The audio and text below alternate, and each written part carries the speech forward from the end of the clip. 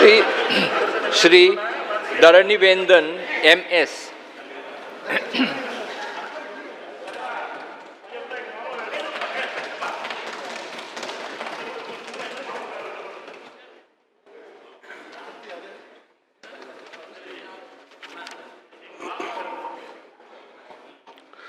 மக்கள் சபையின் உறுப்பினராக தேர்ந்தெடுக்கப்பட்ட MS தரணிவேந்தன் ஆகிய இன்னும் நான் சட்டப்பூர்வமாக நிறுவப்பட்டுள்ள இந்திய அரசமைப்பில் உண்மையான நம்பிக்கையும் பற்றுதலும் கொண்டிருப்பேன் என்றும் இந்திய நாட்டின் இறையாண்மையையும் ஒருமைப்பாட்டையும் நிலைநிறுத்துவேன் என்றும் நான் மேற்கொண்டிருக்கும் கடமையை நேர்மையுடன் நிறைவேற்றுவேன் என்றேன் உளமாற உறுதி கூறுகிறேன்.